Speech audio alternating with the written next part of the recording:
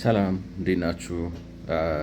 እንግዲህ ለመጀመሪያ ጊዜ አጋጣሚ ስክሮል ስታደርጉ ያገኛችሁኝ ሰዎች ካላችሁ እያረኩ ያለሁት ነገር አንድ ህገ ክራሲ የሚል መጽሐፍ ጽፌያለሁ እዚህ ጋር የምታዩትን እና እሱ ውስጥ ያሉትን ማለት መጽሐፉን ለማስተዋወቅና በመጽሐፍ ውስጥ የተነሱትን ሀሳቦች ለማዛመድ በመጽሐፉ ላይ ያነሷቸውን የተለያዩ ሀሳቦች ማብራራበት ቪዲዮ ነው ማለት ነው። ይህ ቪዲዮ የምታውቁኝ ሰዎች ደግሞ ከዚህ በፊት ሰምታችሁ የምታውቁ ሰዎች ደግሞ ምን እያደረኩ እንደሆነ ታውቃላችሁ ማለት ነው። እና እንግዲህ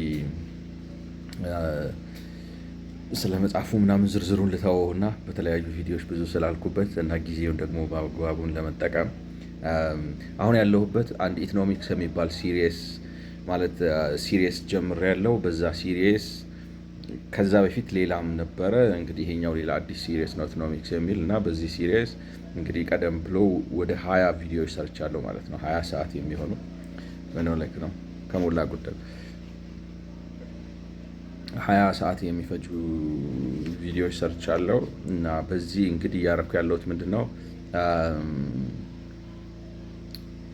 በዋናነት እንግዲህ የዚህ የኢኮኖሚክስ የሚለው ግቡ ከኢኮኖሚ ሳይንስ አንጻር ከመደበኛው ኢኮኖሚ ሳይንስ አንጻር ለኢትዮጵያ ተመራጩ የፖለቲካ ርዕዮት እዚህ ጋር የምታዩት ህገ ክራሲ የሚለው ወይም በመደበኛ ስሙ ማለት የመደበኛ የፖለቲካ ሳይንቲስቶች ብለው የሚጠሩት የነጻነት ዲሞክራሲ ወይም በእንግሊዝኛ ስሙ ሊበራል ዲሞክራሲ የሚባለው ስርዓት ለኢትዮጵያ ከኢኮኖሚ ልማት አንጻር ተመራጩ ነው የሚል ነገር ነው ያነሳሁበት ማለት ነው።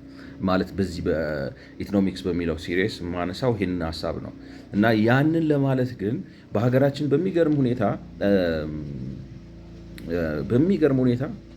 በሚገርምም ብቻ ሳይሆን አንዳንዴ የተከዳችሁ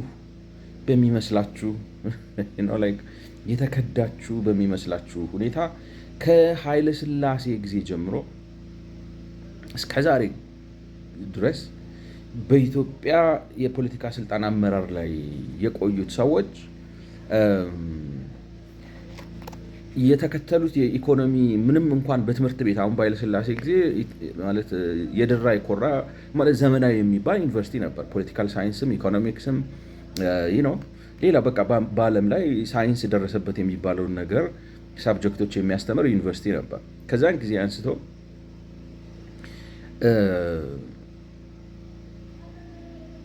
እስከዛሬ ድረስ በዩኒቨርሲቲዎች የሚሰጠው ትምህርት ኢኮኖሚክስ ቢሆንም ኖርማል ኢኮኖሚክስ አሁን የሚታወቀው ኢኮን 101 ኦር ሌሎቹ በአጠቃላይ ኢኮኖሚክስ ኮርሶች ቢሆንም በተግባር ግን በሀገራችን በኢኮኖሚ ተቋሞች፣ በመንግስት ፖሊሲዎች፣ በመንግስት እንቅስቃሴዎች የሚንጸባረቀው የፖለቲካ አስተሳሰብ የግራ ዘመም የሆነው የማርክሲያን ወይም ማርክሲስት የሆኑ ሰዎች የሚይዙት የኢኮኖሚ አቋም ነው። እሱ ነው የሚያራምዱት እና አሁን እኛ ሀገር መታችሁ ከኢኮኖሚ ሳይንስ አንጻር ማለት ሊበራል ዲሞክራሲ የነጻነት ዲሞክራሲ ወይንም ህገ ክራሲ ለኢትዮጵያ ተመራጭ ነው ስትሉ ዝም ብሎ ቃል ብቻ ነው የሚሆንባችሁ። ምክንያቱም ሰው ውስጥ ይገርማቸዋል። እነዚህ ሰዎች በተለያየ በዘፈንም በድራማም በታሪክም በካልቸርም በምናምንም አድርገው የሰው ስነ ልቦና ውስጥ የከተቱትና በተቋማት ደረጃ በየትምህርት ቤቱ ትምህርት ቤት አልኩኝ በተለያዩ የኢኮኖሚ አውታሮች የሚንጸባረቀው አቋምና በመንግስት ደረጃ የሚራምደው ፖሊሲ የነፃ ገበያ ስርዓት አይደለም፣ የዲሞክራሲ ስርዓት የሚንጸባረቅበት አይደለም። እና ለምንድን ነው ይሄ የሆነው ስትሉ ደግሞ ያኛው የደሃ ነው ያኛው ለኢትዮጵያ የሚሆነው ወይንም ተመራጩ እንደ ኢትዮጵያ ላለ ሀገር ተመራጩ አሁን ለምሳሌ ስለ ህገ መንግስት ሳብራራ ደርግና ህገ መንግስታዊነት በሚለው ነው ተከታታይ ቪዲዮ በሰራሁት ቪዲዮ ውስጥ እንዳልኩት ደርግ አሁን በኩራት የሚነግራችሁ ምንድን ነው አብዮታችን ወይንም ትግላችን መንግስቱ ኃይለማርያም ራሱ በጻፉት መጽሐፍ ላይ የሚሉት ምንድን ነው ትግላችን በሚለው መጽሐፋቸው ላይ አብዮታችን ወይም ትግላችን የተመራው እንደ ኢትዮጵያ ላሉ ሀገሮች በልማት ኋላ ቀርነት ላይ ላሉ ሀገሮች ይህ በጃል ተብሎ የታመነበትን ብሔራዊ ዴሞክራሲያዊ አብዮት መሰረት በማድረግ ነው። በዚህም በኋላ ቀርነት ምክንያት ያልተሟሉ የልማት ጉድለቶችን በማሟላት ኢትዮጵያን ወደ ሶሻሊስታዊ ሀገር ለማሸጋገር እንግዲህ ማርክሲዝምን ካያችሁት ማርክሲዝም ከሚላችሁ ብዙ ነገሮች ማርክሲዝም በጣም እንቶ ፈንቶ ነው። ብዙ እርስ በርሱ የሚጣረስ ነገር አለበት። ግን እንደው በዋናነት ነው ነጥሮ ወጥቶ ለብዙ ሰዎች የሚታየውና ብዙ ሰዎች የሚያውቁት ነገር ምንድን ነው? በሂስቶሪካል ወይም ታሪካዊ የታሪክ ቁሳዊነት ወይም ሂስቶሪካል ማቴሪያሊዝም በሚባለው ፍልስፍና የሰው ልጅ የስልተ ምርት እድገት መጀመሪያ በጋርዮሽ ይጀምራል። ጥንታዊ ኮሚኒዝም የሚባለው ማለት ነው። ጥንታዊ ጋርዮሽ ወይንም ነው ፕሪሚቲቭ ኮሚኒዝም በእንግሊዝኛው። ከዛ ከፕሪሚቲቭ ኮሚኒዝም ወደ ባሪያ አሳዳሪ ስርዓት፣ ከባሪያ አሳዳሪ ስርዓት ወደ ፊውዳል ስርዓት፣ ከፊውዳል ስርዓት ወደ ወደ ካፒታሊስት ስርዓት፣ ከካፒታሊስት ስርዓት ወደ ሶሻሊስት ስርዓት እያለ ይሸጋግራል ነው የሚለው እና ኢትዮጵያ ግን አሁን ደርግ አብዮት አረኩ ሲል ማለት አሁን ክርክር አለ። ሰምታችኋል? ኢትዮጵያ ውስጥ አብዮት ተደርጓል አልተደረገም ማለት አብዮት አልነበረም አብዮት ነበር ምናምን ይላሉ። እሱ ውስጥ አንግባ ነው። የመንግስት ለውጥ ተካሂዷል። የመንግስት ለውጥ እና ተወሰኑ የኢኮኖሚ ለውጦችም ማለት ምንድን ነው የማህበራዊ ግንኙነት ለውጦችም የተወሰነ ተደርገዋል። እሱ አብዮት ነው ካላችሁ አብዮት ነው።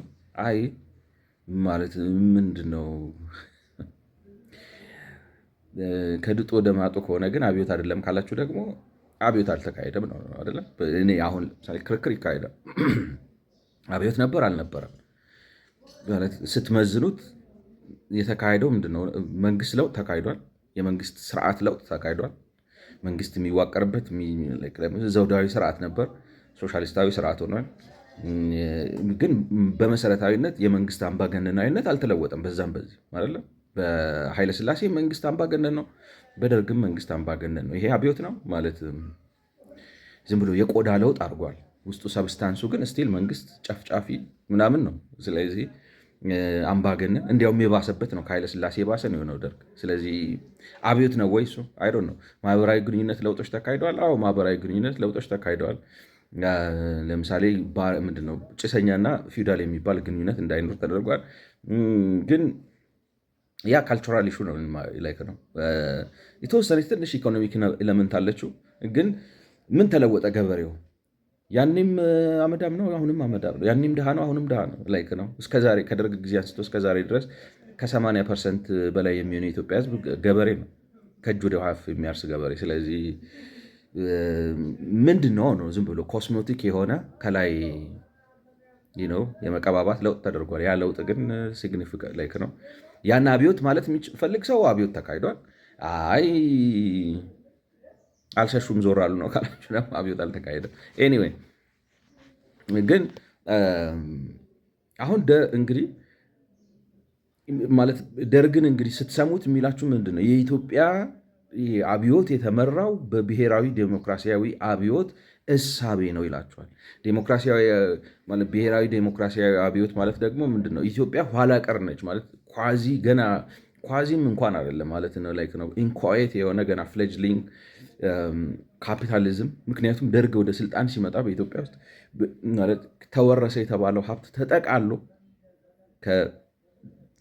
ባንኮች ተወርሰው፣ የግል የሚባሉ ባንኮች ተወርሰው፣ የግል የሚባሉ ፋብሪካዎች ተወርሰው፣ የግል የሚባሉ አገልግሎት መስጫ ድርጅቶች ተወርሰው ምናምን የተወረሰው ነገር በሙሉ ሲደመር እኔ ካልተሳሳትኩኝ $50 ሚሊዮን አይበልጥም።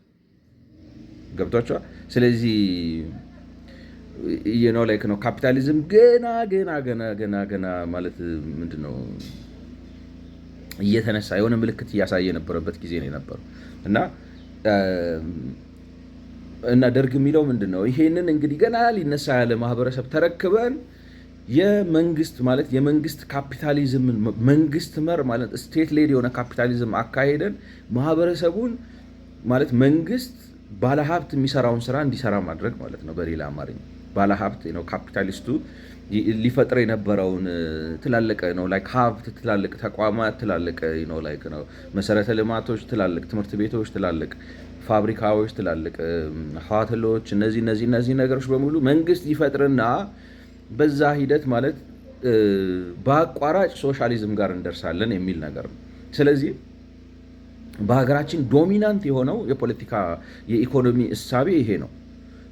የኢትዮጵያ ሕዝብ ኋላ ቀርነት አለበት። ስለዚህ መንግስት አክቲቪስት ምንድነው ልማት አምጪ አፋጣኝ መሆን አለበት። ቀጥታ እጁን ልማት ውስጥ ከቶ የተጓደለውን ነገር እያሟላ ልማት ማምጣት አለበት የሚል ነገር ነው በደርግ የሚንጸባረቀው። በኢህአዴግ ደግሞ በሰውበት ቀጥሏል። አሁን ብልጽግና እንግዲህ ነፃ ነኝ ምናምን ቢልም ኢኮኖሚውን ለሚያውቀው ሰው በአብዛኛው ማለት ራሳቸው መንግስት በሚመሰክሩት ለምሳሌ ካድሬ በጣም ስልጣን አለው ላይክ ነው በመሬት ክፍፍል ውስጥ በምን ውስጥ። ስለዚህ ላይክ ነው ብዙ ስርዓቶቻችን ማለት አሁን ለምሳሌ ባንኮችን ብታዩት እኔ ካልተሳሳትኩኝ የኢትዮጵያ ንግድ ባንክ ከ50% በላይ የአገሪቱን የባንክ አገልግሎት የያዘው የኢትዮጵያ ንግድ ባንክ ነው። ገብቷችኋል? ላይክ ነው በጣም ዶሚነንት ነው እና ብዙ ቦታ መሄድ ትችላላችሁ፣ እነዚህ ነገሮች ታስተውላችኋላችሁ። እና ስቲል የምንመራው ቢባልም ማለት ነው ላይክ ነው ነፃ ገበያ ሆነናል፣ ካፒታሊዝም አለ፣ እንቅስቃሴ አለ፣ እንደዚህ አይነት ነገሮች ቢባልም ስቲል የምንመራው መንግስት በከፍተኛ ደረጃ ጣልቃ ገብቶ ማለት እንደዚህ ማድረግ አለበት ነው በሚል እና ማለት የኢኮኖሚ ልማቱን ፍትሐዊና ፈጣን ለማድረግ መንግስት በጣም መሳተፍ አለበት የሚል ነው። ከዛ አስተሳሰብ በስተጀርባ ደግሞ ምንድን ያለው ካላችሁ የማርክሲዝም የፖለቲካል ኢኮኖሚ ቲንኪንግ ነው። እኔ ደግሞ ላይክ ነው ከኢኮኖሚ ፖለቲካል ኢኮኖሚክ ቲንኪንግ አንጻር ለኢትዮጵያ ህገክራሲ ይበጃታል ስል ማርክሲዝም እንደ ኢኮኖሚ ስለሚታይ መጀመሪያ ማርክሲዝም ዝም ብሎ እሳቤ ነው እንጂ ዝም ብሎ የሚያምር ውስጡ ግን ምንም የሌለበት ነው እንጂ ትክክለኛ የፖለቲካ ሳይንስ አይደለም ብዬ እሱን መተቸት ነው ያስኩት ማለት ነው።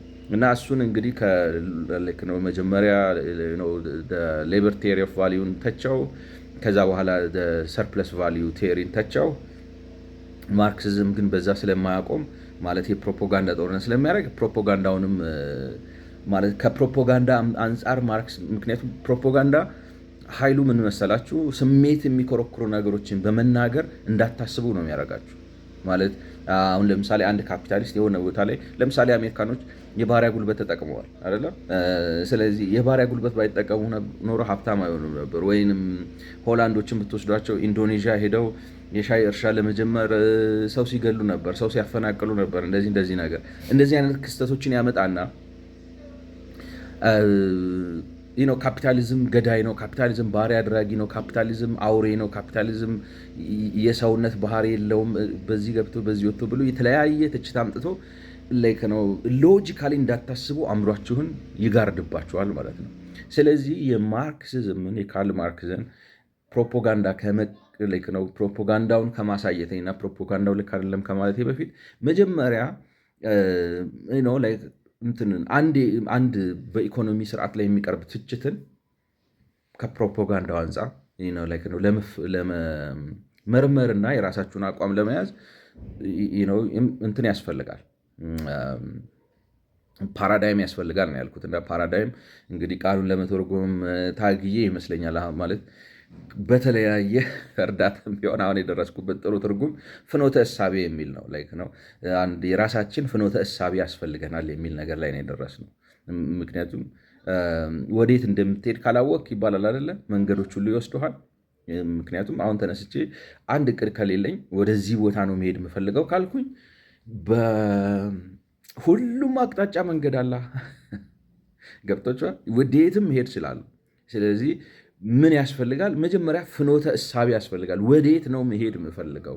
ለምንድን ነው እዛ መድረስ የምፈልገው? የሚል ቅድመ አእምሯዊ ዝግጅት ያስፈልገ። ያን ደግሞ ማግኘት የምትችሉት ፍኖተ እሳቤ ሲኖራችሁ ወይም ፓራዳይም ሲኖራችሁ ነው። እና የሚያስፈልገን ፓራዳይም የሚያስፈልገንም ሳይሆን የውዴታ ግዴታ የሆነብን የግዴታ ውዴታ አክቹዋሊ የግዴታ ውዴታ የሆነብን ፓራዳይም ወይንም ፍኖተ እሳቤ ተግባራዊ ፖለቲካ የሚባል ወይንም በእንግሊዝኛው ፓራዳይም ኦፍ ሪያል ፖለቲክ ወይንም የተግባራዊ ፖለቲካ ፍኖተ እሳቤ ነው የሚባለው ፍኖተ እሳቤ ያስፈልገናል። ምክንያቱም ዝም ብለን ወጥተን ወዴት እንደምንሄድ ካላወቅን ማንኛውም መንገድ ሊወስደን ስለሚችል የትም ደግሞ መሄድ ግብ ስላሉ ዝም ብሎ መባዘን መዛበር ማለት እሱ ነው አይደለም። ዝም ብላችሁ ተነስታችሁ ወደ አንዱ አቅጣጫ እግሬ ወደ መራኝ ብሎ መኖር አይቻልም። በቃ ላይ ነው አንድ በሀገርነት ደረጃ አንድ መሆን ከማይቻላቸው ነገሮች አንዱ ምንድነው? እግሬ ወደ መራኝ ይሄዳለው ብሎ ዝም ብሎ ኢምባርክ ማድረግ አይቻልም። ምክንያቱም ስቃዩ፣ መከራው፣ እንግልቱ ብዙ ስለሆነ ማለት ነው። በዛ አቅጣጫ ልትሄዱ ካላችሁ እና ስለዚህ ከዚህ ፍኖተ እሳቤ አንጻር ተነስተን እንግዲህ ተግባራዊ ፖለቲካ ማለት ምን ማለት ነው? ለምን ተግባራዊ ፖለቲካን መከተል አስፈለገ? እንደ ሀገር ደግሞ የተግባራዊ ፖለቲካን ለማዳበር ምን ምን ፈተናዎች አሉብን በሚል 5 ጥያቄዎች አሉ ማለት 5 ፈተናዎች አሉብን ያልኩት። አንደኛው ምንድነው? ዳተኝነት አለብን። ዳተኝነት እንግዲህ ብዙ መገለጫ አለው። ነገር ግን ዳተኝነት የሆነ ውስብስብ የሆነ ሳይንሳዊ የሚመስል ምክንያት በማቅረብ ከዋናው ኃላፊነት መባዘን ማለት ነው። ለምሳሌ ከምማር ገራጅ ብሰራ ይሻለኛል አይነት ነገር ማለት ምን ታመጣለህ? ቲክቶክ ብሰራ ይሻለኛል። አሁን ማለት ሁሉም ሰው አንዳንድ ሰው ቲክቶክ ቢሰራ ይሻለው ይሆናል። ነገር ግን ዋናው መሰረታዊ ነገር ወይንም እየተማርክም ቲክታክ ከመስራት የሚያግድ ነገር የለም እኔ እስከሚገባኝ። እንዲያውም ትምህርት ቤቱ ለቲክታክ የሚሆን ጥሩ ሀሳብ ብዙ አእምሮህ እንዲዳብርና ጥሩ ቲክታከር እንድትሆን ያበረታታል እንጂ የሚጎዳህ ነገር የለም። ግን ሰበብ እናመጣለን። እንደዚህ ዘመኑ ተለውጧል። አሁን ቲክታክ ላይ ደንሰህ ተገልብጠህ ምናምን በቀላሉ ብዙ ብር ማግኘት ትችላለህ። ስለዚህ ለምን ትማራለህ የሚል አይነት ዳተኝነት አለብን በሀገር ደረጃ ብዬ እንግዲህ በተለያየ መልኩ ለማውራት ሞክሬያለሁ። ከዛ ስንቀጥል ሃይማኖታዊ ድርቅና ችግር አለብን። ሃይማኖታዊ ድርቅና እንግዲህ ምንድነው? ዶግማ የሚባለው ነው ድርቅና ያልኩት።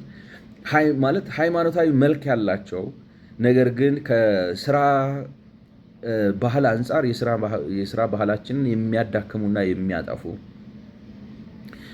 ሃይማኖታዊ አስተምሮች አሉ። ድርቅና ያልኳቸው ምንድነው? ሃይማኖታዊ መሰረትም የላቸውም። በተለይ ከክርስትና አንጻር ስታያቸው ክርስትና ሊሰራ የማይወድ አይብላ፣ የሰረቀህ እንግዲህ አይስረቅ፣ ምድርን እንድትሰራት ወደ ምድር አውጥቻለሁ፣ በጸሎት አማካኝተው የሚበሉ እነዚህ ሆዳሞች ናቸው ምናምን የሚል ብዙ አስተምሮ ያለውና የስራ ስትሪክት የሆነ የስራ ዲሲፕሊን የሚናገር መጽሐፍ ነው። ግን አንዳንድ ሰዎች ምን ያደርጉታል? መስራት እንደሌለብን ማለት አንዳንዶቹ በመንፈሳዊነት ስም መንፈሳዊነት ማለት ምድራዊ ኃላፊነትና መንፈሳዊነትን ያምታቱታል ማለት ይቅርታ፣ ወይም ምንድን ነው ቃሉ አይ ቲንክ በትክክል አላመጣሁትም። አገልጋይነትና መንፈሳዊነት ይለያያል። አሁን ለምሳሌ ሁሉም ሰው ቄስ አይሆንም፣ ሁሉ ሰው ቄሰ ገበዝ አይሆንም፣ ሁሉ ሰው ዲያቆን አይሆንም አይደለም። አገልግሎት ነው ነው ቄሰ ገበዝ ቄስ ስለሆንክ ዲያቆን ስለሆንክ መንፈሳዊ ነው ማለት ነው አይደለም። ምክንያቱም ሌባ ቄስ የለም አለ፣ ሌባ ዲያቆን የለም አለ። ይህ ነው ነው አጭበርባሪ ነው። መንፈሳዊነት ቄስም ሆነ ዓለማዊ ልትሆን ትችላለህ፣ ነጋዴም ሆነ ዓለማዊ ልትሆን ትችላለህ። ዓለማዊ ማለት ነጋዴም ሆነ መንፈሳዊ ልትሆን ትችላለህ። ቄስም ሆነ መንፈሳዊ ልትሆን ትችላለህ። መንፈሳዊ ማለት ምን ማለት ነው? እንግዲህ በእኔ አሁን ማለት ፈሪሃ እግዚአብሔር ያለ ሕግ የምታከብር ሰው ባያየኝ እግዚአብሔር ያየኛል ብለህ ከመዋሸት፣ ከመስረቅ፣ ከመዝረፍ፣ ከመግደል ከምናምን የምትቆጠብ ፈሪሃ እግዚአብሔር ያለ ሰው ማለት ነው። አንድ ሰው ፈሪሃ እግዚአብሔር እንዲኖረው የግድ መንፈሳዊ አገልግሎት ውስጥ መግባት የለበት ማለት ጥሪው ፍላጎት ወደዛ ከሆነ መልካም፣ እግዚአብሔር ይባረክ። አይ እኔ እግር ኳስ ተጫዋች ነኝ፣ አይ እኔ አርቲስት ነኝ፣ አይ እኔ ምንድነው አስተማሪ ነኝ፣ አይ እኔ ማቴማቲሻን ነኝ ካለ ደግሞ መልካም ማቴማቲሻን ሆኖ ጥሩ መንፈሳዊ ሰው ሊሆን ይችላልና አንዳንዶቻችን እነዚህን ነገሮች እናምታታቸውና በመንፈሳዊነት ስም ማለት በመንፈሳዊነት ስም ሁሉን ነገር ትተን በቃ ነው ያለችን ትበቃኛ የሆነች ጠባብ ኑሮ ለመኖር ራሳችንን እንሰጣለን። እሱ ሃይማኖታዊ ድርቅና ነው። መጽሐፍ ቅዱስ እንደዛ ያስተምርም። እንደዛውም ደግሞ አንዳንዶች በጣም ራሳቸውን ማለት ይሄንን ነገር ለማሸነፍ በሚመልክ መስሉ ይሄንን አይነት አፍረትን ለማሸነፍ በሚመልክ መስሉ ድርቅና መጥቷል። አሁን እችላለሁ በል ማለት በስራ ከማመን ይልቅ በመለኮታዊ ተአምር የማመን ነገር ገብቷቸዋል። እግዚአብሔር ግን ምንድነው አንድ ሰው እንዳለው እግዚአብሔር ገንዘብ አያዘንብም፣ ምክንያቱም ፎርጅድ አይሰራም አይደለም። ፎርጅድ አይሰራም። ገንዘብ ካዘነበ እግዚአብሔር ፎርጅድ ሰራ ማለት ነው። ምክንያቱም የሰው ገንዘብ አለ ስርዓት የተቀመጠ በመንግስት በማህበራዊ ስምምነት የሚታተምና ዋጋው እንዳይጮረበር የተከለከለ እና ሰው እግዚአብሔር ኃይል ስላለው ጉልበት ስላለው ቴክኖሎጂው ስላለው የሰውን ስርዓት አልፎ ገንዘብ ማዝነብ ከጀመረ ፎርጅድ እየሰራ ነው ማለት ነው። እግዚአብሔር ደግሞ ፎርጅድ አይሰራም ማለት እና እንደዚህ አይነት የሆነ ሚራኪለስ የሆኑ ነገሮችን የመፈለግ ነገር አለ። እግዚአብሔር ታምር አይሰራም አይደለም፣ ግን እኔ እንደምረዳው ቢያንስ ማለት ነው እግዚአብሔር ታምር ከሰራ በጣም በጣም በጣም በጣም ሌላ ምክንያት ነው፣ ወይንም ደግሞ በሰው ማድረግ የማይቻለው ነገር ላይ ነው እግዚአብሔር ታምር የሚያደርገው እንጂ አንተ ማድረግ የምትችለው ነገር አንተ ማድረግ ያለብህ አንተን ቁጭ አድርጎ ማለት እግዚአብሔር ሰነፍ አይቀልብም አይደለም። እግዚአብሔር እንደዛ አያደርግም እና እሱን ማሸነፍ አለብን እና በስራ ማመን አለብን አልኩኝ ማለት። ሁለተኛው እንግዲህ ሃይማኖታዊ ድርቅና ነው። ዛሬ ማነሳው ሶስተኛው ስለ ድሃ ወገንተኝነት ነው። ነው ፓራዳይም ወይም ፍኖተ እሳቤ ሊኖረን ከሪያል ፖለቲካ አንጻር የድሃ ወገንተኝነት ሲባል አሁን እንዳልኳችሁ በጣም ይነገድበታል ማለት ከንፈር የመጠጠላችሁ ሁሉ አዝንልሃለሁ ያላችሁ ሁሉ ካንተ ጋር ነኝ ያላችሁ ሁሉ መቼም እንግዲህ ማንም ሰው ማለት ትንሽ እንደው ከተማ ውስጥ ከኖራችሁ እንደምታውቁት ያደነቃችሁ ሰው ሁሉ ጓደኛችሁ አይደለም። ገብቷችኋል? ወዳጅ የመሰለው ሰው ሁሉ እንዲያውም እንግዲህ ምንድነው የጠላት መሳም የበዛ ነው ይባላል አይደል? የወዳጅ ማቁሰል ግን የታመነ ነው ማለት ሰው ዝም ብሎ ፓንጀሪክ ስለሆነና አዝንልሃለሁ ወገንተኛ ነኝ እንደዚህ ነኝ ስላለ አይደለም፣ በተግባር የሚገለጽ ነገር ነው እና አሁን ማርክሲዝም ግን ራሱን የሚሸጠው ገብቷቸዋል። የሚሸጠው ምንድን ነው? የድሃ ወገንተኛ ነኝ። አሁን ኢትዮጵያ ውስጥ የሚወደደው እኔ አሁን ለምሳሌ ይቅርታ አድርጉልኝና አሁን ለምሳሌ ዛሬ ወደ ጠዋት አካባቢ አቶ መለስ ዴድ ኤንድስ ኤንድ ነው ኒው ቢግኒንግስ ፎር አፍሪካ ምናምን የሚል አንድ የሆነ ማለት ማለት የጻፉት ምንድን ነው ኤራስመስ የሚባል ዩኒቨርሲቲ ማስተር ሲሰሩ ነው በኢኮኖሚክ ሳይንስ ምናምን አሉ የጻፉት የሆነ ፔፐር አለ እና እሱን እያነበብኩ ነበር እና ከሱ ላይ ተመርጠው የወጡ ነጥቦች አክቹዋሊ ሙሉ ፔፐሩን ሳይሆን እንደ ኮንክሉዥን ነገሮች በየቻፕተሩ ወደ 17 18 የሚሆን ቻፕተር አለው። ከዛ ላይ የሚወጡ ዋና ዋና ሀሳቦችን ተወጣተው የተቀመጠበት አንድ ፔፐር አለ እና እሱን እያነበብኩ ነበር እና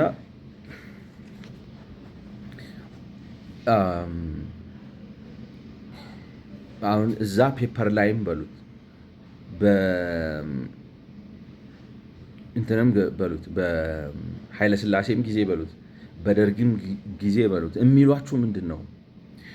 ወይንም በአጠቃላይ እስካሁን የነበሩት ምንድን ነው? ለድሃ ማለት አሁን ለምሳሌ ኃይለ ሥላሴ የሚሉት የኢትዮጵያ ሕዝብ ገና አጥንት ወደ መጋጥ አልደረሰም፣ ቀስ እያልን እያባበልን እያስለመድ ነው እንጂ በአንድ ጊዜ ለነፃ ገበያ ስርዓት በአንድ ጊዜ ለዲሞክራሲ ስርዓት ብናጋልጠው ከአቅሙ በላይ ነው የሚሆነው፣ አይችልም። እንዲያውም እንደሳቸው አስተሳሰብ እንደ ኃይለ ሥላሴ አስተሳሰብ ምንድነው ከፍላጎቱ በላይ ስለሆነ እሺ አይልም። ግን የሚገርመው ኃይለ ሥላሴ ራሳቸው ባስተማራቸው ልጆች አይደለም እንዴ ፋሽስት ነህ፣ ጸረ ዲሞክራሲ ነህ፣ ጸረ ህዝብ ነህ፣ እምቢተኛ ነህ፣ ስልጣን ወዳጅ ነህ። ደግሞም ተግባራቸውም ይመሰክራል። ምክንያቱም አርጅተው ጃጅተው ኢትዮጵያ ውስጥ እንግዲህ ከፍተኛ ከ1909 እስከ 1966 እንግዲህ ስንት ይሆናል ማለት ነው 63 ወደ 47 ዓመት የገዙ ሰው ናቸው ኢትዮጵያ ውስጥ። ግን ከዛ ሁሉ ጊዜ በኋላ ስልጣን የመልቀቅ ዓላማም ሀሳብም አልነበራቸው። ልጆቻቸውን እንኳን መተካት አልቻሉ። እንግዲህ ማለት አቶ መንግስቱ ኃይለማርያም እንደሚሉት ልጅ አልወጣ የሚተኩት ሰው አጥተው ሊሆን ይችላል። ግን ዋሬቨር ተኬዝ ልጆቻቸው ካልሆኑ እኔ ማቀው የኢትዮጵያ ነገስታት የኔ ልጅ ካልሆነ ብለው ድርቅ አይሉ ነው የሚተካቸው። የሚሻል ሰው ካዩ አምጥተው ያስቀምጣሉ። ኃይለሥላሴ ግን አለቅም ብለው ዙፋኑ ላይ ተንገታክተው ተገፍተው ደቁ እና ምን ልላችሁ ነው የኢትዮጵያ ህዝብ አልደረሰም፣ ለአቅመ እንደዚህ አልደረሰም ይሉታል። ግን የኢትዮጵያ ህዝብ ፓርላማ ተሰጥቶት ፋንክሽናል የሆነ ፓርላማ ወዲያው አልሆነም ወይ? ይገብቷቸዋል። ምንም እንኳን እሳቸው በተለያየ ህግ ትብተባ አድርገው አንቀው ቢያስቀሩትም ማለት ነው። የኢትዮጵያን ህዝብ ፖቴንሻል እንድታዩ የምፈልገው መሰላችሁ ዘመናዊ ትምህርት ቤት በዋናነት ምንም እንኳን አጼ ምኒልክ ቢሆንም ነው በአጼ ምኒልክ 4 ኪሎ ባለው ትምህርት ቤት ያስጀመሩት ኤክስፓንድ ያደረጉት ማን ናቸው? ኃይለሥላሴ ናቸው። በዛ ማለት ኃይለሥላሴ በአይናቸው እያዩ ልጆችን ከታች አንስተው አስተምረው ክሪቲካል ማስ መፍጠር ችለዋል። የተማረ ሰው ክሪቲካል ማስ እና ሀገር መረከብ የሚችል እንደ አክሊሉ ሀብተወልድ አይነት እንዳልካቸው ምናምን አይነት ነው ላይክ ነው ብዙ ምሁራን ካፓሲቲ ያላቸው ሰዎችን መፍጠር ችለዋል። ስለዚህ ህዝቡ እድሉ ከተሰጠው ሰርቶ መስተካከል ይችላል። ገብቷቸዋል። እድሉ ከተሰጠው ሰርቶ መስተካከል ይችላል። እድሉን ነው የሚነሱት እንጂ ደርግም መጥቶ ማለት ደርግ ደግሞ በኃይለሥላሴ ጊዜ የተመረተውን ምሁር ኢሴንሻሊ ግራይንድ አድርጎ አጠፋው ማለት ነው አይደለ? እንደዛ ነው ያደረገው። የሚገርማችሁ ኢህአዲግ አዲስ አበባ ሳይገባ በፊት የዩኒቨርሲቲ ተማሪዎችን በሙሉ ነቅሎ ወስዶ ብላቴ አስገብቶ ከብላቴ አባሮ ኬንያ አስገብቶ የተማረ ሰው እንዳይኖር እኮ ነው። እንትኑን እኮ ነው ገና ምንድን ነው የሚባለው ዘር ሊያወጣ ያለው ተተተተተ አድርጎ መጥቶ አኮላሸው እኮ ያን ትውልድ። ገብቷቸው ለምንድን ነው ልክ ነው እንትን ነው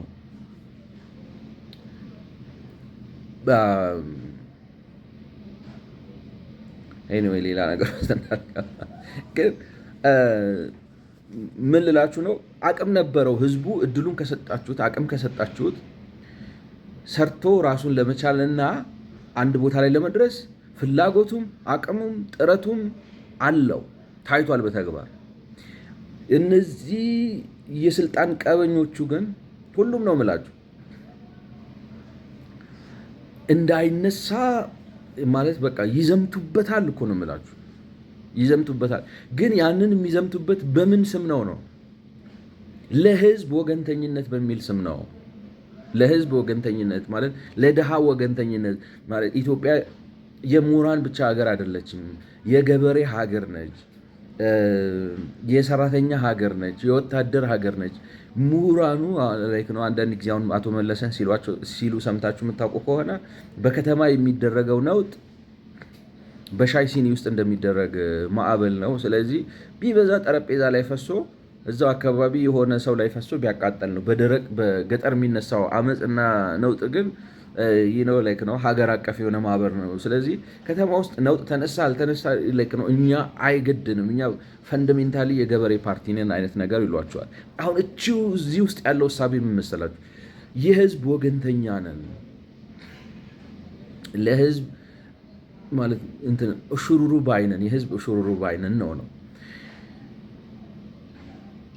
እና እንደ ፓራዳይም አንደርስታንድ ማድረግ ያለብን እንደ ሀገር ከኢኮኖሚ ጻቢ አንጻር የድሃ ወገንተኝነት ማለት የኢትዮጵያ ህዝብ ድሃ ነውና ልማር አትበል፣ ተመንጥቄ ባለሀብት ልሁን አትበል፣ ልዩ የፈጠራ ችሎታ ይዤ ልምጣ አትበል፣ እንደዚህ አይነት የንግድ ሀሳብ አምጥቼ ባለጸጋ ልሁን አትበል ብሎ ገና የሚነሱ ሰዎችን አስቡት። እንግዲህ አሁን እኔ እውነቴን ነው የምላችሁ፣ አንዳንዴ ሳስበው አሁን ግርም ይለኛል። ማለት ተነጋግረው እኮ ነው ታውቃላችሁ አይደለ? ደርግ አሁን ሊወድቅ ሲል እንደሚወድቅ ታውቋል። ያው ከውስጥ ነው አይደለም፣ እንደሚወድቅ ይታወቃል። ስለዚህ ወስደው ተማሪዎቹን የዩኒቨርሲቲ ተማሪውን በሙሉ ማሰልጠኛ አስገቡትና ከዛ አስፈራርተው ምናምን ብለው በተኑት ማለት ነው። ነው ዲስኦሬንት እንዲሆን ያደረጉት። ለምን አዲስ አበባ ሲመጡና ከተማ ሲቆጣጠሩ ማን እንደሆኑ ያውቁታላ። ሽፍታ ናቸው። የተማረ የተደራጀ ንቁ ወጣት ነው ላይ ነው ችግር እንዲፈጥርባቸው አልፈለጉም። ለምን they know they are ዲክቴተር። ግን ይሄ የኢህአዴግ ብቻ አይደለም ነው የምላችሁ፣ ደርጉም እንደዛው ነው። በኃይለሥላሴ ቀይ ሽብር ነጭ ሽብር ብሎ ሽክ ነው ያደረገው ነው እና የድሃ ወገንተኝነት ማለት እንደዚህ አይደለም ማለት I think ነው like ነው what I want you to understand is አንድ የፖለቲካ አስተሳሰብ መጥቶ የድሃ ወገንተኛ ነኝ፣ ለድሃ ቆረቆራለሁ፣ ስለዚህ እኔ ይሻልሃለሁ ሲል ስላለ ዝም ብለን እንደሞኝ በፕሮፓጋንዳና ማለት በቅቤ አፍ መታለል የለብንም። በተግባር ነው መፈተሽ ያለበት እና የድሃ ወገንተኝነት ለእኔ ሁለት ገጽታ አለው። አንደኛው የመጀመሪያው ገጽታ ምን መሰላችሁ? የድሃ ወገንተኝነት ማለት ሰው ሰርቶ እንዲበላ ማመቻቸት ማለት ነው። ሰው መስራት ሲችል አሁን መስራት አይችልም። ሁለተኛው መስራት የማይችልበት ሁኔታ በሚፈጠርበት ጊዜ ሁለተኛው ሀሳብ ነው እሱ ማለት የምታግዙት። አሁን ለምሳሌ የእድሜ ባለጸጋ ሆነው ወይንም ደግሞ ቤተሰብ ላይ ነው መስራት ሲያቅታቸው ወይንም አካል ጉዳት ደርሶባቸው ወይንም የአእምሮ መታወክ ደርሶባቸው የተለያየ ምክንያት ሰው ሰርቶ አንዳንዴ ስራም ሊጠፋ ይችላል። አንዳንዴ ደግሞ ተቀጥራችሁም እየሰራችሁ የምታገኙት ክፍያ ላይበጅ ይችላል። ላይክ ነው በልቶ እንኳን ማደር አስቸጋሪ የሚሆንበት ይሄ ቤትም ሀገር ያለ ነው። ላይክ ነው ማገዝ ሰብሲዳይዝ ማድረግ ነው። የመጀመሪያውና ፈንደሜንታልና ቀዳሚው ግን አንድ መንግስት አንድ የፖለቲካ ርዕዮተ አስተሳሰብ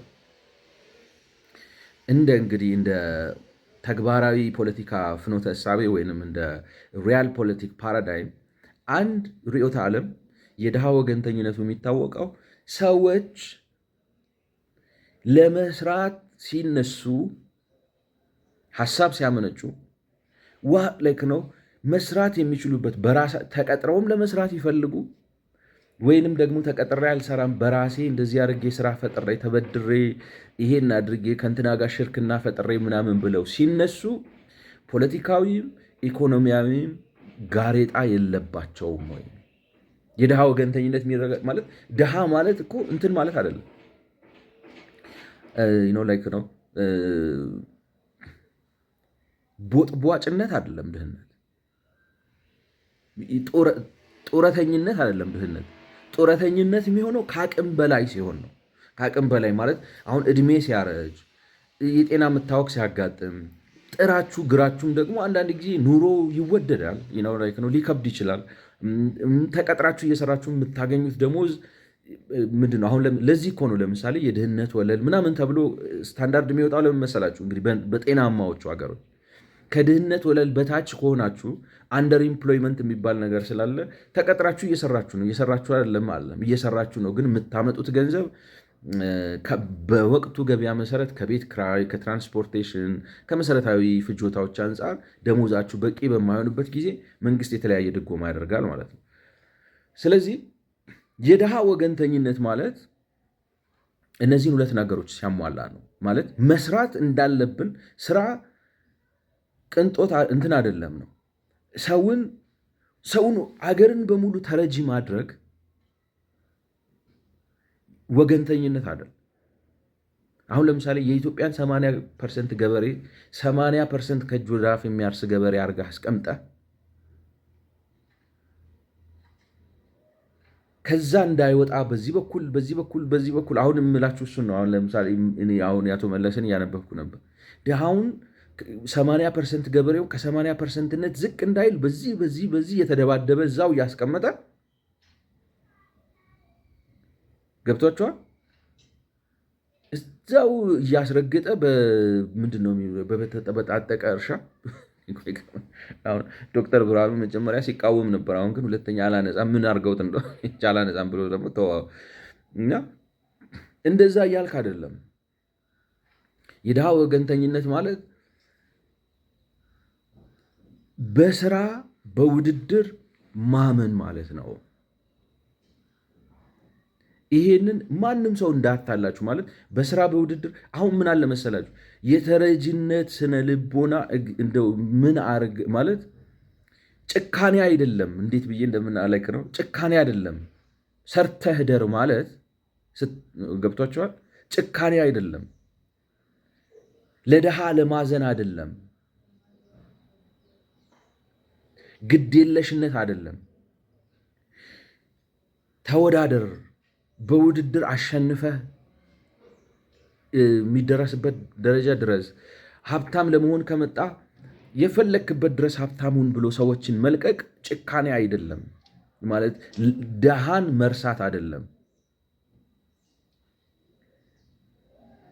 በዚህ መሀል ችግር አይፈጠርም አይደለም። አሁን መረዳት ያለብን ነገር ምን መሰላችሁ? ችግር አይፈጠርም አይደለም። ምክንያቱም ሁሉም ሰው መወዳደር አይችልም። ይህንን ሁሉም ሰው ተወዳድሮ ትልቅ ቦታ መድረስ አይችልም። ውድድር ያስፈራል በባህሪ አይደለም።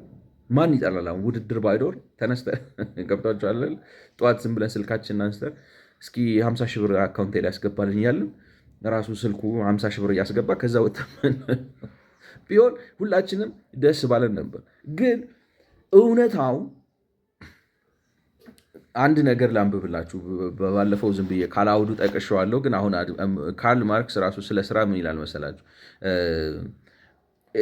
ማለት ስለ ስራ ምን ይላል? ካርል ማርክስ ራሱ ነው የሚለው ኢትስ ዘ ኔሰሰሪ ኮንዲሽን ፎር ኢፌክቲንግ ቼንጅ ኦፍ ማተር ቢትዊን ማን ኤንድ ኔቸር።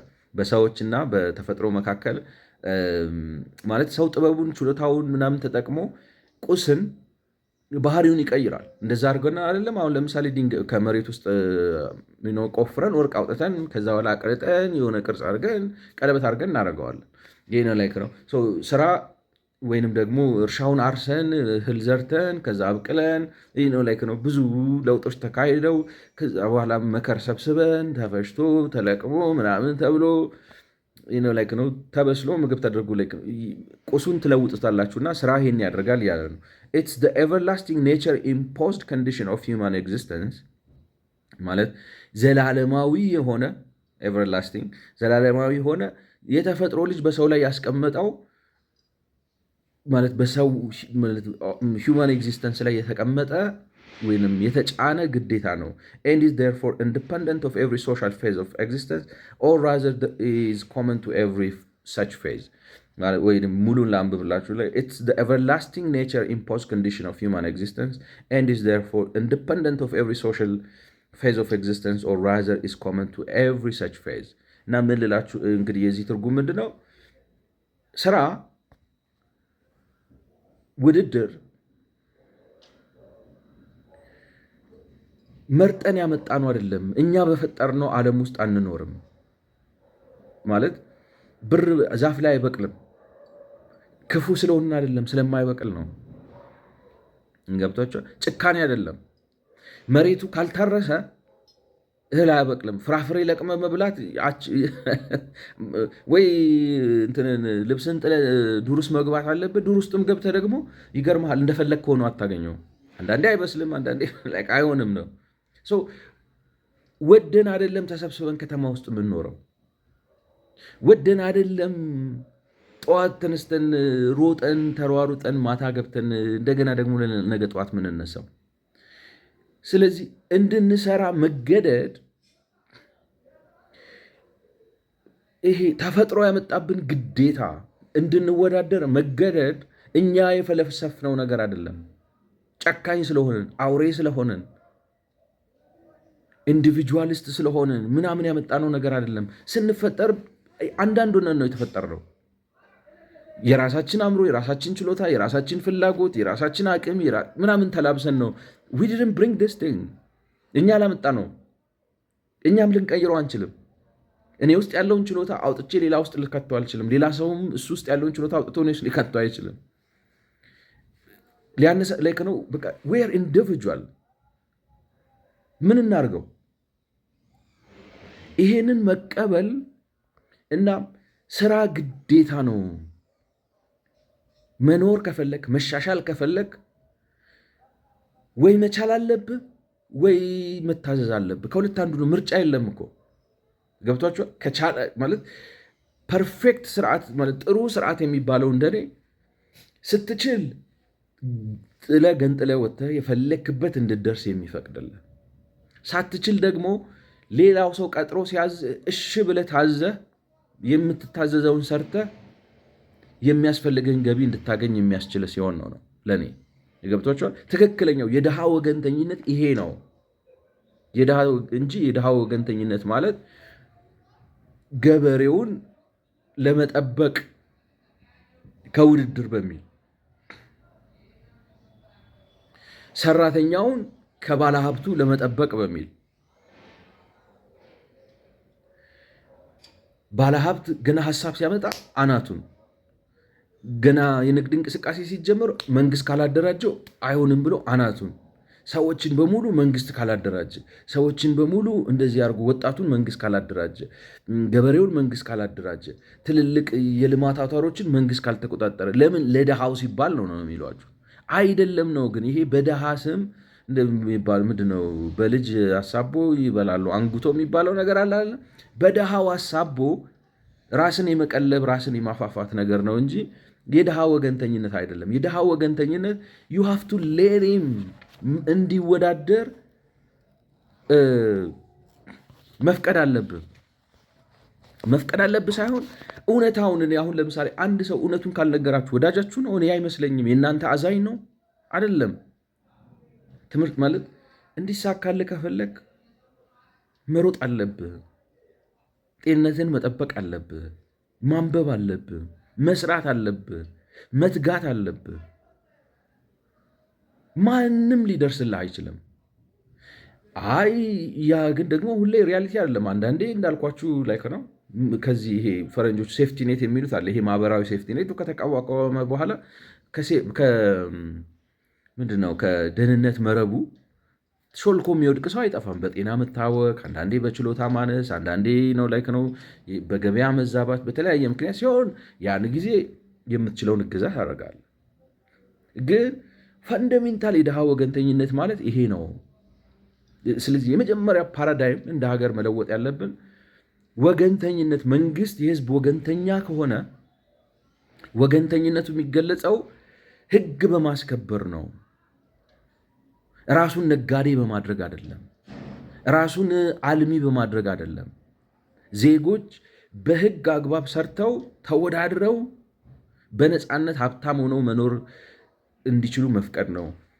ሀብታም ሆኖ ለምሳሌ እንደፈለጉ አድርገው ሀብታቸው ሲመነደግ ማንም ሰው እንዳይቀማቸው ከለላ በመስጠት፣ ሌላው ደግሞ ተወዳድሮ ሰርቶ ውጤታማ ሆኖ ስራ አግኝቶ ተቀጥሮ እንዲኖር በማበረታታት ነው እንጂ የሚገለጸው አይ ብሎ ሀብታሙን አናታናቱን፣ ስራ ፈጣሪውን አናታናቱን፣ የንግድ ሀሳብ የሚያመጣውን አናታናቱን ብሎ ያሱን ስራ ወስዶ መንግስት ባደራጀው የስራ ማደራጃ ምናምን ብለህ ስም ፈጥረህ ማለት ምርጫ የምትገዛበት ድምፅ የምትገዛበት ሰራተኛ። አሁን ወጣቱ እንዴት አድርገው ነው የሚያገኙት?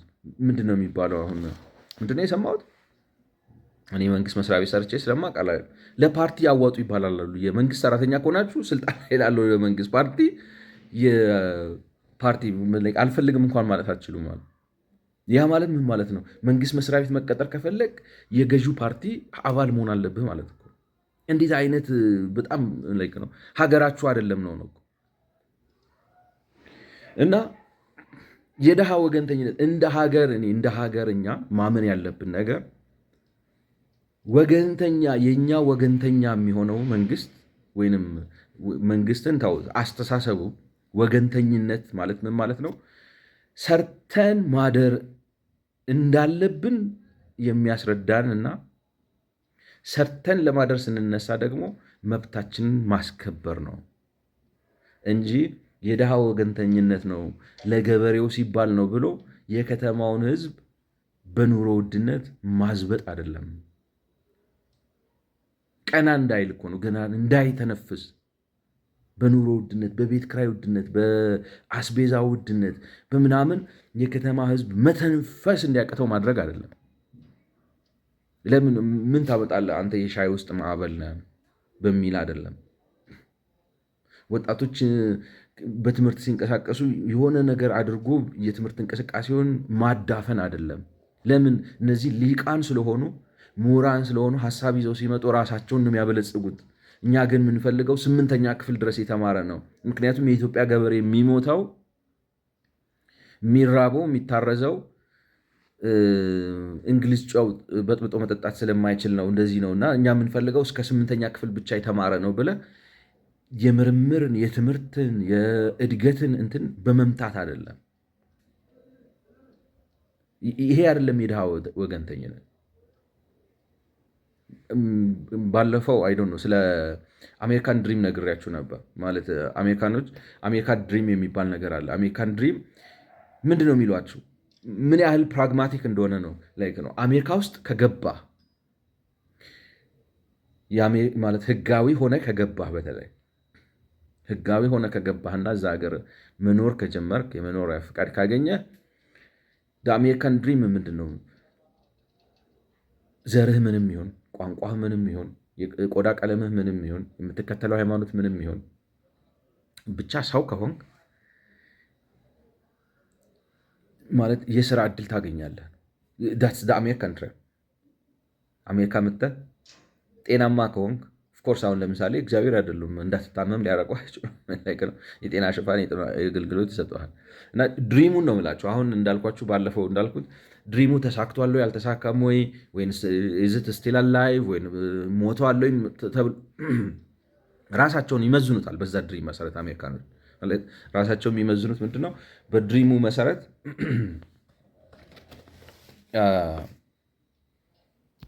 ፀሐይ ያስቸገረ ነው ትላለህ እና ላይክ ነው አር ዊ አላይቭ ዴር ላይክ ነው አር ዊ አላይቭ ስቲል አለን ወይ ብለው ራሳቸውን ይመዝናሉ።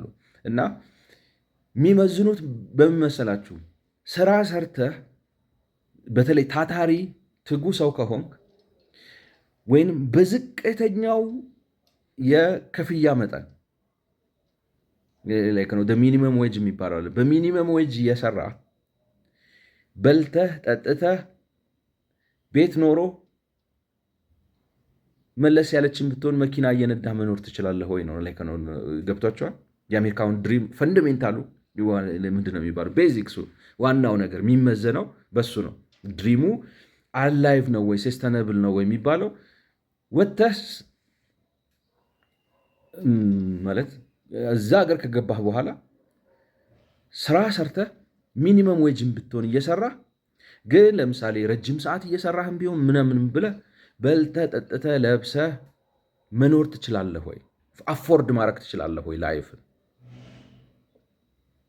ገብቷችኋል? ይሄ ነው ጤናማ የድሃ ወገንተኝነት ማለት። አት ሴም ታይም ደግሞ ምን ማለት ነው? ችለህበት ሆኖ አንተ ይሳካልህ እንጂ ያርግልህ እንጂ እወቅበት እንጂ ተሳክቶልህ በቢሊየን ላይ ቢሊየን በሚሊየን ላይ ሚሊየን ጨምረህ ጣራ ላይ መድረስ ከቻልክ ይሄማ አሜሪካ አልተወለደም ብለን ሰበብ አስነስተን ፋብሪካን አናቃጥልብህም።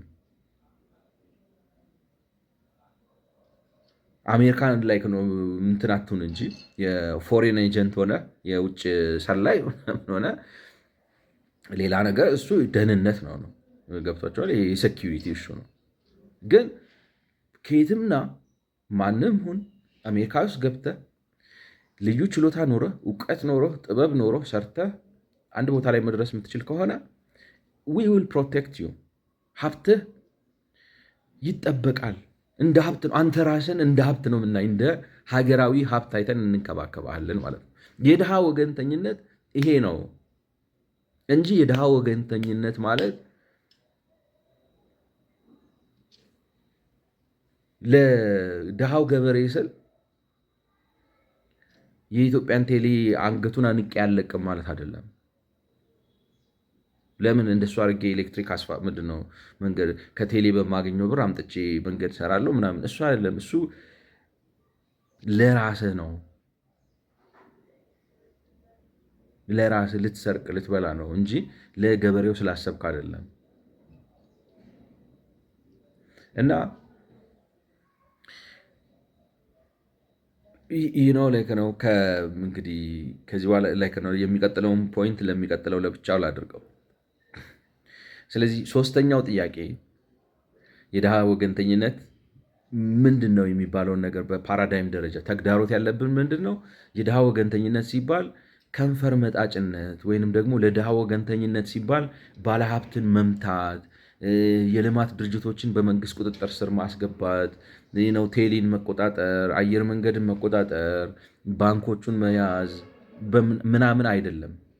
አሁን ላይ ነው ከሞላ ጎደል ባንኮቹም ራሳቸው ታውቃላችሁ የሆነ የፓርቲ ንክኪ ምናምን ያላቸው ሰዎች ናቸው። ነፃ ገበያዩን ተወዳድሮ ይኑርበት፣ እያመጣ ካድሬ የምትሰገስግበት አይሁን። ይሄ አይደለም የድሃ ወገንተኝነት። ይሄ ስቴት ካፒታሊዝም ነው። ይሄ አንተ ራስህ እኮ ሟጭ ነህ ነው እኮ የአገር መዥገር ነህ ነው እኮ ደመጣጭ ድሃው በሱ ስም በድሃው ስም ድሃውን የምትቦጠቡጥ ነህ።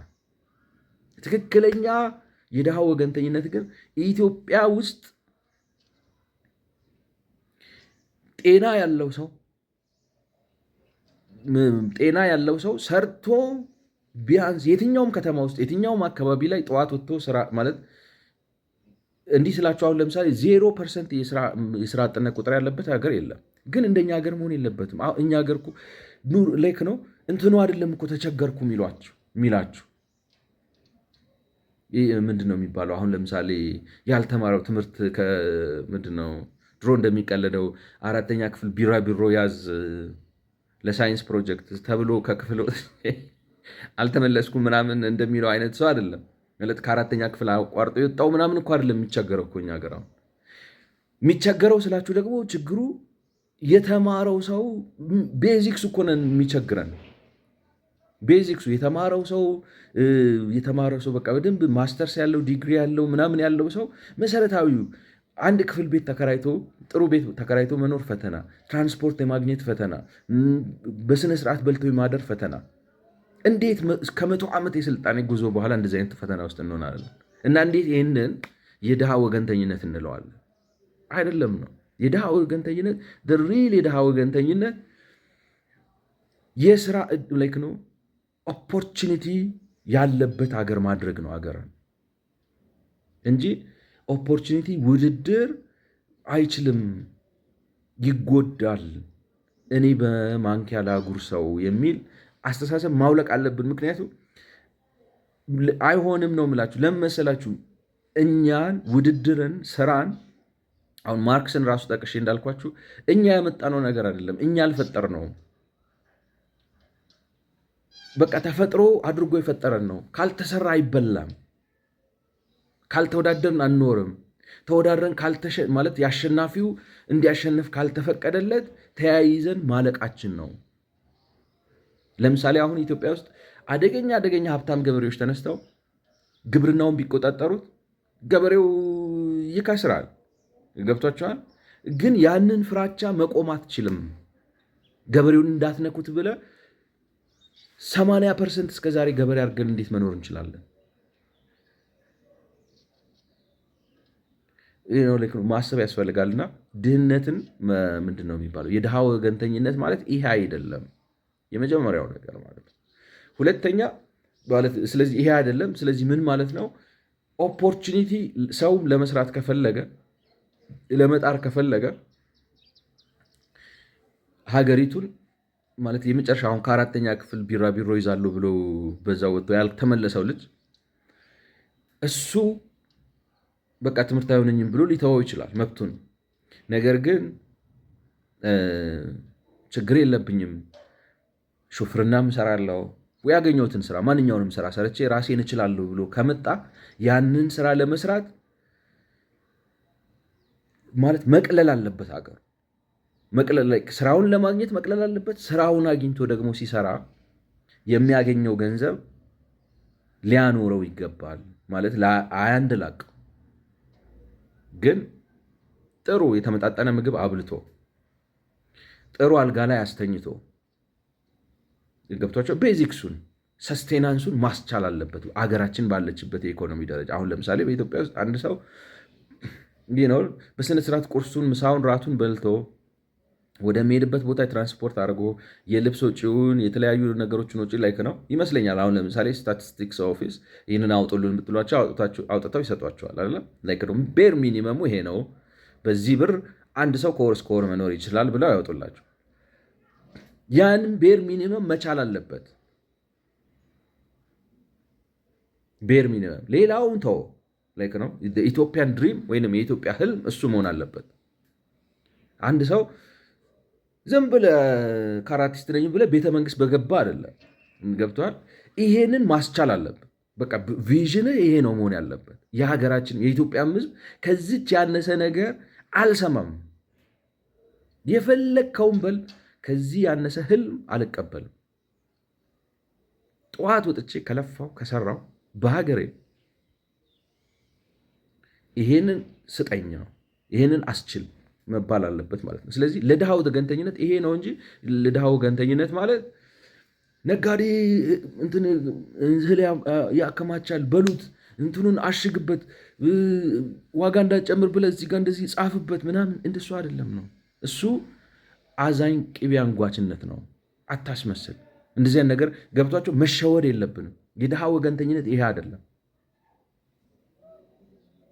በግድ አስገድደ መስሪያ ቤት ይህንን ያህል ሰው ቅጠር በዚህ ምናምን፣ ይሄ የድሃ ወገንተኝነት አይደለም። በድሃ ስም የሚደረግ ንግድ ነው።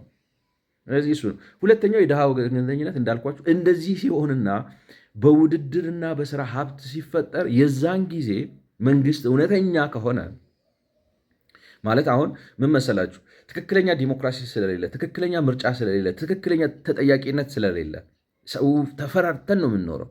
ገብቷችኋል? እንጂ ትክክለኛ ተጠያቂነት ባለበት ስርዓት ውስጥ መንግስት በዚህ መልኩ አቅም ያላቸው ሰዎች ሀብት እንዲፈጥሩ ካደረገ በኋላ ከዛ በሚያገኘው ታክስ እንደዚህ የተለያዩ የገቢ ምንጮች አሉት መንግስት ያንን ገቢ ወስዶ አሁን ያቺ ሚኒመሟ ትቀመጣለች። አለም በልተህ ጠጥተህ ተኝተህ ትራንስፖርት ከፍለህ ለብሰህ ምናምን ቤር ሚኒመም ለምሳሌ 20 ሺህ ብር ነው አሁን በኢትዮጵያ ባለው እንትን 20 ሺህ ብር አንድ ሰው ያስፈልገዋል ይህንን አድርጎ ለመኖር ተብሎ ቤር ሚኒመሙ ከወጣለህ በኋላ ግን አንዳንዴ ሰርተህም 20 ሺህ ላይሞላ ይችላል። የዛን ጊዜ ላይክ ነው አንደር ኢምፕሎይድ ስትሆን ወይም የጤና እክል ሲያጋጥም ወይም ምናምን ሲል መንግስት ያችን 20 ሺህ ዲፍረንሷን በተለያየ ሰብሲዲ ወይም ድጎማ ሲያሟላልህ ማለት ነው። ከዛ ውጭ የሆነ የድሃ ወገንተኝነት መሸወድ የለብንም። ኢኩታብል ምናምን ስላሉ እዛው ለራስህ ኢኩታብል እዛው ላይክ ነው የለመድክበት ብለን እነዚህን ማይረቡ የሰው እንትኖች እምቢ። ህዝባችን ይህን ማወቅ አለበት። ገብቷቸዋል።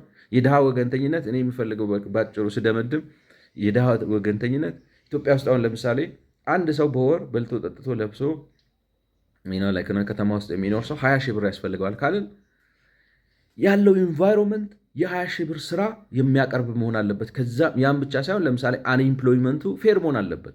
4% 5% ምናምን አሁን እንዳለው እኮ የሚያስፈራ ነው። 20% ምናምን እኮ ለዛውም ደግሞ 20%ቱን አግኝተህ ብትቀጠርም ደግሞ ክፍያው ስንት ነው? 4,000 3,000 ምናምን ከኑሮ ጋር በፍጹም የማይሄድ ማለት ነው። ስለዚህ የድሃ ወገንተኝነት ማለት ይሄ ነው። ይሄንን አንደርስታንድ ማድረግ አለብን። አንድ ሰው አሁን ይሄንን የማያስችል ፍልስፍና አምጥቶ ቢጎተጉተን ምን ይሰራል? ሊያምር ይችላል፣ አያምርም። በእኔ ሀሳብ ግን መታለል የለብንም። አእምሯችን የድሃ ወገንተኛ ነኝ ሲል የድሃ ወገንተኝነትን ማረጋገጠው ስራ በመስራት ላይ ነው። አታስቀጥረኝ አንተ። የድጋፍ ደብዳቤ አልፈልግም ያንተን የፓርቲ ሪኮሜንዴሽን የእንትና ዘመድ ምናምን ትውውቅ አልፈልግም። እንደ ሰው እንደ ዜጋ ጠዋት ተነስቼ ወጥቼ ስራ የሚፈለግበት ቦታ ላይ ስራ ፈልጌ ማግኘት መቻል አለብኝ። የባህሪ ችግር ከሌለብኝ ታታሪ ከሆንኩ ስራ ምናምን ከሆነ ወጥቼ ማግኘት፣ ያ የማገኘው ስራ ደግሞ ቢያንስ በወር 20 ሺህ ብር ኔት እጄ ላይ ሊያስገባ ይገባል። ምክንያቱም በአሁኑ የከተማው ሪያሊቲ ይህን ወጪን መሸፈን ስላለብን ስለዚህ የድሃ ወገንተኝነት ይሄ ነው ማለት ነው። በዚህ ነው የድሃ ወገንተኝነትን አንደርስታንድ ማድረግ ያለብን ሊኖረን የሚገባው እንጂ ቴሌን ይዘን ከዛ በኋላ እንትን ለማስፋፋት ነው። እሱ ራስ እዛው ስትዘባረቅ እዛው ዘባርቅ ተኝተ አያገባ ነው። ከፈለክ የመንግስት አድርገው ከፈለክ we don't care at the end of the day ግን ስራ ወጥተን ስንፈልግ ማግኘት መቻል አለብን። መቀጠር መቻል አለብን። ክፍያው ደግሞ ቤር ሚኒመሙን ማስቻል አለበት የኢትዮጵያ ስታቲስቲክ ድርጅት በሚያወጣው መሰረት ማለት ነው። ከዛ ሁለተኛው ከዛ ሲያንስ ግን በተፈጠረው ሀብት መንግስት ደግሞ ያችን ቤር ሚኒመም ለምሳሌ 20 ሺህ ብር ከሆነች 20 ሺህ ብሯን ማሟላት አለበት ማለት ነው። በዚህ እንረዳው። እንግዲህ ሁለት ጥያቄዎች ይቀሩኛል። ከዛ በኋላ አይ ቲንክ እነሱ አጠራጠር ይላሉ ወደ እንትኑ ገባለሁ ማለት ነው። ማርክስ የሚያቀርባቸውን ፕሮፓጋንዳዎች በእነዚህ መነጽር የምናይበትን ሁኔታ ፈጥራለሁ። ስለሰማችሁኝ አመሰግናለሁ። መልካም ጊዜ